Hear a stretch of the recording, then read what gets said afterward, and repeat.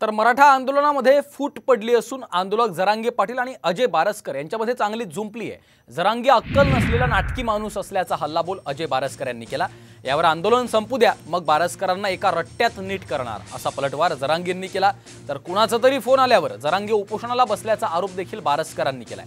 यावर समाजासोबत प्रामाणिक राहा, गद्दारीचा शिक्का लावून घेऊ नका असं आवाहन जरांगेंनी बारसकरांना केलंय।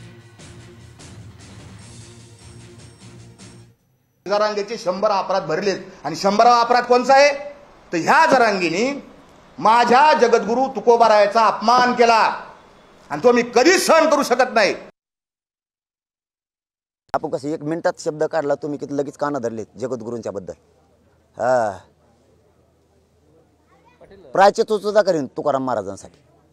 हो, 1 दिवसाचं मौन धरून प्रायश्चित्त सुद्धा करीन हे सगळ्या स्वारींच्या अंमलबजावणी तुकाराम महाराजांसाठी काही पण जगद्गुरु तुकाराम महाराजांसाठी काही पण। फक्त त्यावेळेस मात्र गेला असन हे मोठ्या मनानं मी मान्य करतोय की ती परिस्थिती भयान असते।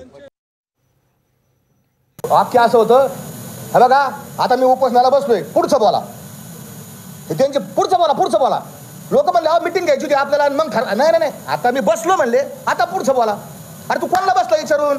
तुझे सगळे लोक म्हणतात पाणी प्या, तू विचारलंच कोणाला? मुदतच जर 16 तारखेपर्यंत 16ला अधिकारी आपल्याला बसायचा। कोणाचा फोन आलता हा मला प्रश्न आहे, कोणाचा फोन आलता आणि त्यांनी ते जाहीर करावं। मला संशय आहे, मी कोणाचा तरी फोन आलता तर मला माहित नाही नेमका कोणाचा आलता। तुला कानच कुवर समाज म्हणजे देव आहे, तू ध्यानातच आहे ना, त्या समाजाला मान हे बदल मोठं आहे।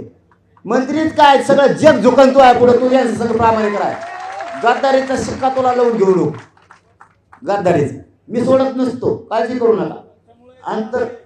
अंतरवाली मी सोडत नसतो आणि मराठ्यांना अंमलबजावणी दिल्याशिवाय मी हलत नसतो। बारसकरांनी जरांगे पाटलांवर आरोप केल्यानंतर आता जरांगेंनी देखील अप्रत्यक्षरित्या बारसकर हा सरकारचा माणूस असल्याचा प्रत्यारोप केलाय। अनेक आक्षेप घेण्यासारखे तर कितीतरी याला अक्कल नाही तर हा नाटक तरी करतो। मी बोलणारच नाही त्याला, जरांगे पाटील म्हणणार नाही, मला मारून टाका। याला हा लय हुशार आहे, त्याच्यात आपल्याकडे अटेन्शन कसं होईल, लक्ष कसं विधून घेता येईल याला पक्क माहिती।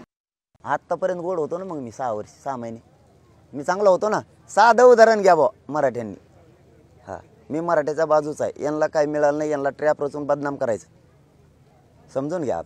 याच्यात मुख्यमंत्री शिंदे साहेबाचा बी एक प्रवक्ता आहे, याच्यात त्याचाही नेता आहे। यांना काय काय मिळवायचं होतं त्यांना मिळालं नसन, त्याचा शब्द आत्ताच सांगितला ना तुम्ही, काहीतरी पाणी माझ्या हाताने पेलं असतं तर मी मोठा झालो असतो। मग त्याला मोठं व्हायसाठी येतो का माझ्याकडं? तू